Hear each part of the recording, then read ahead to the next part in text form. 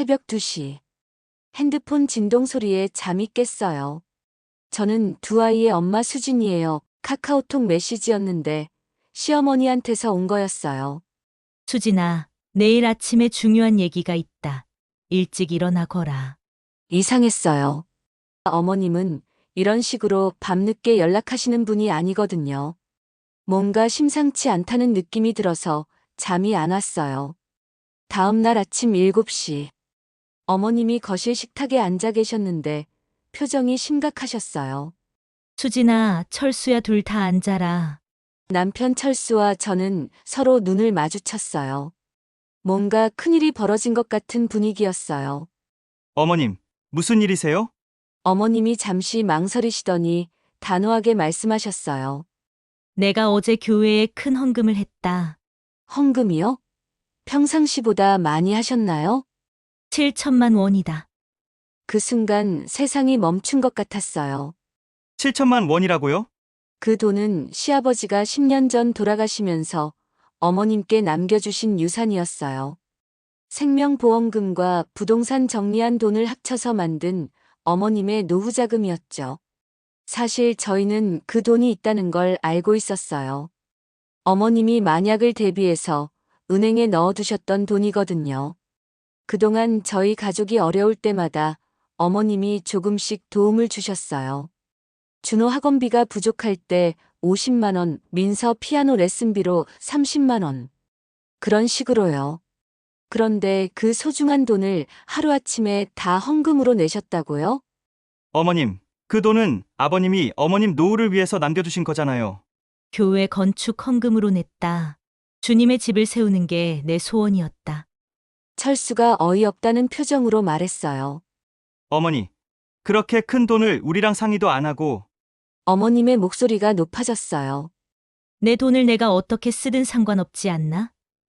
믿음은 계산으로 따질 게 아니다. 어머님 말씀이 맞아요. 어머님 돈이니까요. 하지만 감정적으로는 받아들이기 힘들었어요. 그 돈은 저희 가족에게 마지막 안전망 같은 존재였거든요. 급한 일이 생기면 어머님이 도와주실 거라는 그런 든든한 버팀목이었는데 거실이 조용해졌어요. 벽시계 초침 소리만 크게 들렸어요. 그때 저는 직감했어요. 이건 시작에 불과하다는 걸. 그날 오후 아이들을 학교에 보내고 나서 저는 어머님과 진솔한 대화를 나눠야겠다고 생각했어요. 어머님은 거실 소파에 앉아서 오래된 액자 속 시아버지 사진을 쓰다듬고 계셨어요. 시아버지는 10년 전 갑작스러운 심근경색으로 세상을 떠나셨어요. 당시 58세에 이른 나이였죠. 어머님이 얼마나 충격을 받으셨는지 지금도 생생해요. 장례식장에서 어머님이 시아버지관 앞에서 통곡하시던 모습. 그때 교회 분들이 어머님을 부둥켜 안으면서 위로해 드렸거든요. 그들이 내 손을 잡아줬다. 내가 설 수 없던 날에도 말이다. 어머님이 혼잣말하듯 말씀하셨어요. 그 은혜를 어떻게 잊겠니? 내가 살아있는 동안 갚아야 할 빚이야. 저는 부엌에서 설거지를 하면서 어머님을 바라봤어요. 사실 어머님 마음을 이해하지 못하는 건 아니에요. 아버님 돌아가시고 나서 어머님한테는 교회가 전부가 되셨거든요. 매일 새벽 5시에 일어나서 새벽기도 참석하시고 주일에는 하루 종일 교회에서 보내시고 수요 예배, 금요 철야까지. 어머님의 하루 일과 대부분이 교회 중심이었어요. 그런데 문제는 저희 가족 형편이었어요. 남편 철수는 중소기업에서 월 350만 원을 받아요. 저는 파트타임으로 일해서 월 120만 원 정도 벌고요. 여기서 대출 이자만 월 80만 원이에요. 아파트 관리비, 공과금, 생활비, 두 아이. 학원비까지 하면 한 달에 겨우 30만 원 정도 저축할 수 있었어요. 그래서 어머님이 가끔씩 도와주실 때 정말 고마웠어요. 큰 돈은 아니지만 준호 중학교 입학 준비금으로 100만 원, 민서 피아노 콩쿠르 참가비로 50만 원. 이런 식으로요. 어머님, 제가 조심스럽게 말을 꺼냈어요. 앞으로 저희가 어려울 때는 어떻게 해야 할까요? 어머님이 저를 바라보시며 확신에 찬 목소리로 말씀하셨어요. 하나님이 모든 걸 채워주실 거다. 걱정할 것 없어. 하지만 어머님, 현실적으로 준호가 고등학교 가면 학원비가 더 들고 민서도 예중 준비해야 하는데 그런 건 다 하나님이 해결해 주신다니까. 믿음이 부족하면 안 된다. 어머님의 목소리에는 흔들림이 없었어요. 너무 확신에 차 있어서 더 이상 말을 이어갈 수가 없었어요. 그날 저녁 철수가 퇴근하고 와서 저한테 작은 목소리로 말했어요. 어머니 믿음은 정말 대단해. 10년 넘게 한 번도 흔들린 적이 없어. 그게 문제야. 너무 확신에 차 있으셔서 현실을 못 보시는 것 같아. 어머니한테는 교회가 삶의 전부야. 우리가 뭐라고 해도 쉽게 바뀌지 않을 거야. 그날 밤 저는 잠이 안 와서 인터넷을 검색해 봤어요. 고액 헌금으로 인한 가족 갈등, 종교적 신념과 현실의 괴리. 비슷한 사례들이 정말 많더라고요. 저희만 겪는 문제가 아니었어요. 댓글들을 보니 시어머니가 전 재산 헌금해서 가정 파탄 났다. 아버지 종교 때문에 형제들 사이가 틀어졌다는 글들이 수두룩했어요. 가슴이 답답했어요. 혹시 저희도 그렇게 될까 봐서요. 며칠 후 일요일, 어머님이 교회 봉사를 나가신 사이에 저는 청소를 했어요. 어머님 방 서랍을 정리하다가 깊숙이 숨겨진 낡은 봉투 하나를 발견했어요. 봉투를 열어보니 시아버지가 손으로 쓴 편지가 들어 있었어요. 10년 전 돌아가시기 직전에 쓰신 것 같았어요. 여보, 내가 먼저 가게 됐어. 정말 미안하오. 내 마지막 소원이 있어. 우리가 20년 넘게 다닌 그 교회에 새 예배당 건축을 도왔으면 좋겠소. 주님께 받은 크나큰 은혜를 조금이라도 갚고 싶소. 하지만 당신과 가족들이 힘들어하면 절대 무리하지 마시오. 진정한 믿음은 가족을 희생시키는 게 아니라 가족을 살리는 것이오. 편지를 읽으면서 눈물이 뚝뚝 떨어졌어요. 그래서 어머님이 7천만 원을 헌금하신 거였구나. 단순한 종교적 열정이 아니라 돌아가신 아버님과의 약속이었던 거예요. 하지만 아버님은 분명히 말씀하셨잖아요. 가족이 힘들어하면 무리하지 말라고. 편지 뒷면에는 이런 내용도 있었어요. 내 보험금과 집 정리한 돈은 당신이 편안한 노후를 보내는 데 쓰시오. 교회 일도 중요하지만 건강과 가족이 우선이요. 바로 그 돈이 7천만 원이었어요. 어머님의 노후를 위해 아버님이 남겨주신 소중한 유산이었던 거죠. 그날 저녁 어머님이 교회에서 돌아오시자마자 편지를 보여드렸어요. 어머님, 이걸 봤어요. 어머님의 얼굴이 당황스러워 하셨어요. 그걸 어디서 찾았니? 어머님, 아버님이 뭐라고 하셨어요? 가족이 힘들어하면 무리하지 말라고 하셨잖아요. 어머님이 편지를 받아서 다시 천천히 읽어보시더니 깊은 한숨을 쉬셨어요. 그래, 그 사람이 그렇게 말했지. 아버님 뜻은 교회 건축을 돕되 가족을 희생시키지는 말라는 거였잖아요. 어머님이 한참 동안 말없이 계시더니 조용한 목소리로 말씀하셨어요. 수진아, 너는 모를 거야. 내가 그 사람 떠나고 나서 얼마나 외로웠는지. 밤마다 울면서 하나님께 원망도 많이 했었다. 하지만 교회에서만 위로를 받을 수 있었어. 그분들이 내 손을 잡고 함께 기도해 줄 때만 마음이 평안했다고. 그제야 어머님의 진심을 알 것 같았어요. 교회가 단순한 종교 이상의 의미였던 거예요. 정신적 지주이자 유일한 위로처였던 거죠. 어머님 마음은 이해해요. 정말로요. 하지만 그렇다고 해서 가족을 소홀히 해도 되는 건 아니잖아요. 어머님이 고개를 푹 숙이셨어요. 내가 너무 성급했나 보구나. 그 말을 들으니 조금 희망이 생겼어요. 어머님도 내심 갈등이 있으셨던 거예요. 그로부터 정확히 일주일 후 충격적인 일이 벌어졌어요. 일요일 오전 10시경이었어요. 저는 집에서 빨래를 개고 있었는데 갑자기 교회에서 전화가 왔어요. 수진 집사님, 경자 권사님이 갑자기 쓰러지셨어요. 지금 119 부르고 있으니까 빨리 병원으로 오세요. 온몸에 전기가 흐르는 것 같았어요. 남편과 함께 급하게 병원으로 달려갔어요. 응급실에 도착했을 때 어머님은 산소 마스크를 쓰고 침대에 누워 계셨어요. 얼굴이 새파랗게 질려 있으셨어요. 의사 선생님이 심각한 표정으로 말씀하셨어요. 급성 심근경색입니다. 심장 혈관 세 곳이 막혔어요. 지금 당장 스텐트 시술을 해야 합니다. 얼마나 위험한 상황인가요? 골든타임을 놓치면 생명이 위험할 수 있습니다. 빨리 결정해 주세요. 스텐트 3개 삽입하면 대략 1,000만 원 정도 들 것 같습니다. 어머님 생명을 구하는 데 비하면 아무것도 아니었어요. 얼마가 들어도 상관없으니까 수술 받으셔야 해요. 제가 어머님 손을 꼭 잡고 말했어요. 그런데 어머님이 고개를 저으셨어요.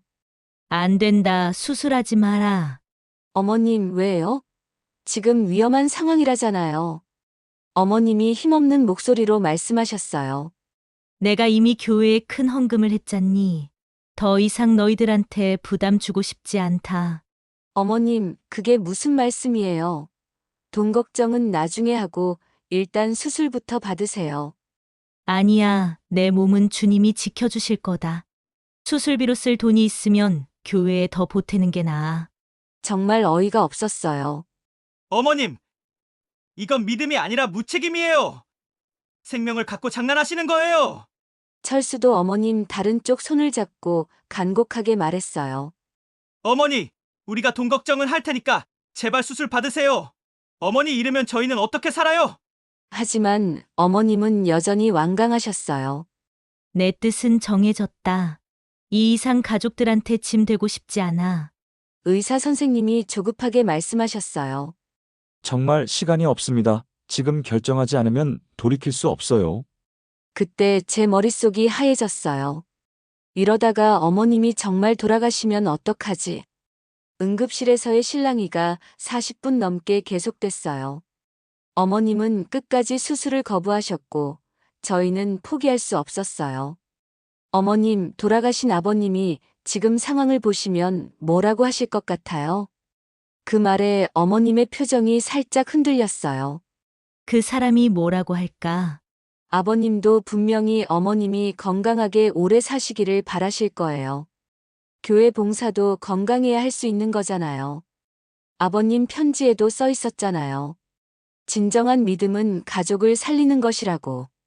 어머님이 한참을 고민하시더니 떨리는 목소리로 물으셨어요.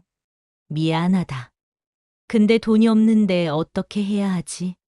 대출받든 뭐라든 어떻게든 마련할게요. 사실 막막하긴 했어요. 그 돈은 저희한테는 큰 돈이니까요. 하지만 그런 건 나중 문제였어요. 일단 어머님 생명부터 구하는 게 우선이었으니까. 어머님이 눈을 감고 한참을 생각하시더니 고개를 끄덕이셨어요. 알겠다. 수술하자. 의료진이 재빨리 어머님을 수술실로 모셔갔어요. 수술실 앞 의자에 앉아서 기다리는 동안 저와 철수는 말이 없었어요. 가슴이 답답하고 복잡했어요. 한편으로는 어머님이 무사히 수술 받으시길 간절히 바라는 마음이었고, 다른 한편으로는 앞으로 어떻게 살아야 할지 막막했어요. 어머님의 7천만 원 헌금, 그리고 이제 수술비까지. 저희 가족의 경제적 기반이 완전히 흔들린 상황이었거든요. 3시간 후 수술이 끝났어요. 의사 선생님이 수술복을 입은 채로 나오셨어요. 다행히 수술 잘 끝났습니다. 막힌 혈관 3곳에 모두 스텐트 삽입했고요. 2주 정도 입원 관찰 필요합니다. 완전히 회복되실 수 있을까요? 앞으로 꾸준히 약물 복용하시고 생활 습관 관리 잘하시면 정상적인 생활 가능합니다. 정말 다행이었어요.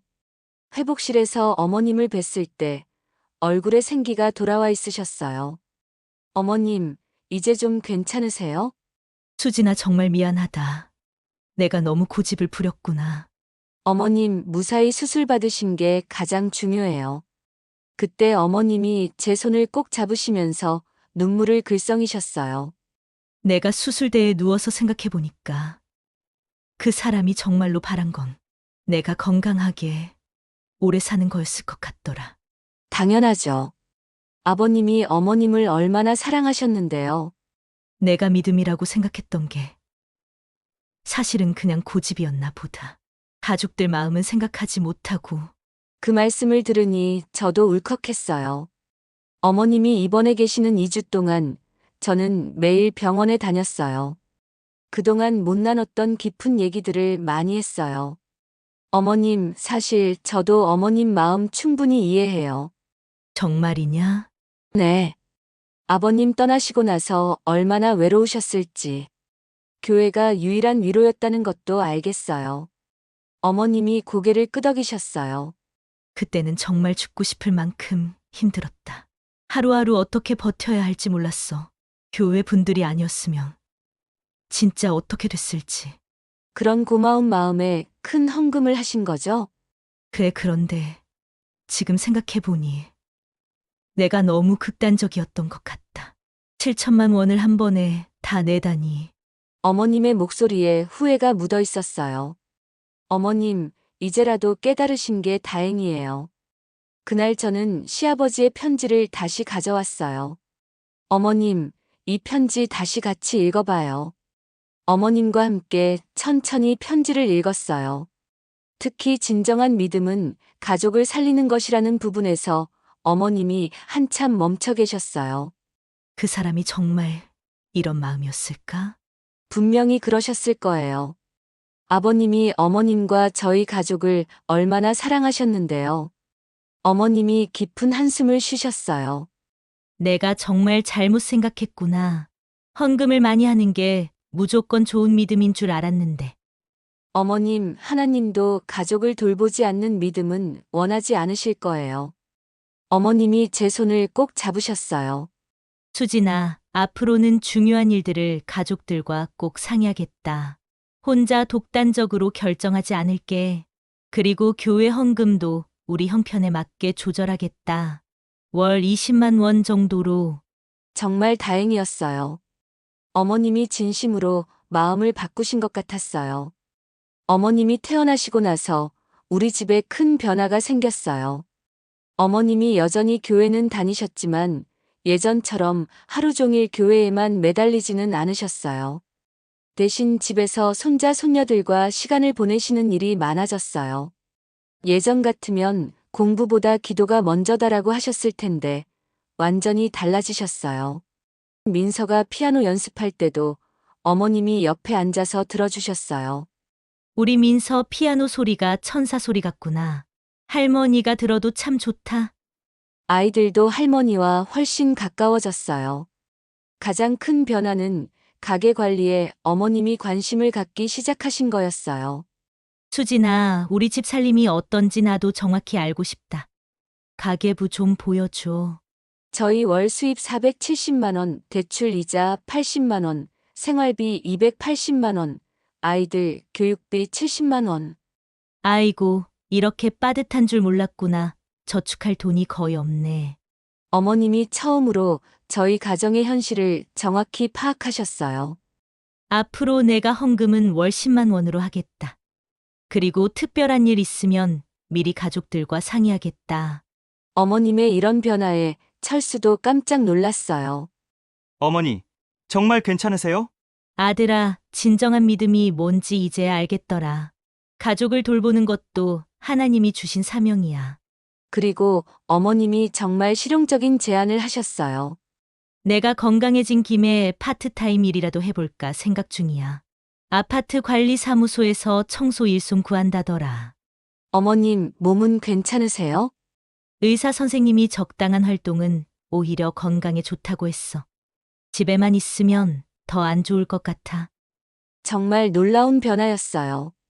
종교적 열정만으로 살던 어머님이 이렇게 현실적이고 실용적으로 생각하시다니. 우리 가족의 월 수입이 470만 원에서 510만 원으로 늘어났어요. 어머님이 40만 원 버시게 된 것이 큰 도움이 됐죠. 더 중요한 변화는 가족 간의 소통이었어요. 매주 일요일 저녁에는 가족 회의를 하기 시작했어요.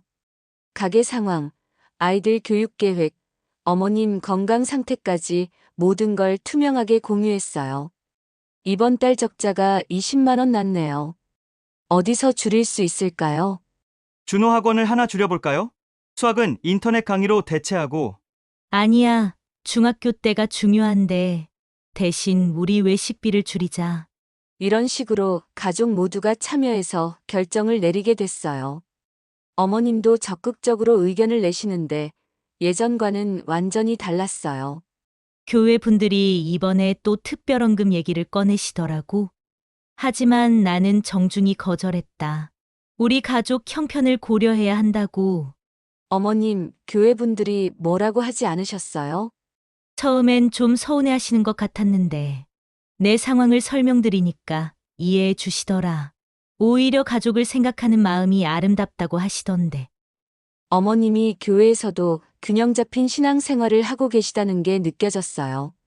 그래, 그런데 내가 정말 후회되는 건 말이야. 그 7천만 원이 아니라 그동안 너희들 마음을 몰라줬던 거야. 어머님의 목소리가 조금 떨리셨어요. 어머님, 수술받고 나서 생각해 보니까 내가 죽으면 너희들이 얼마나 힘들어할지 그런 걸 전혀 생각 못 했더라고. 이제라도 깨달으신 거면 충분해요.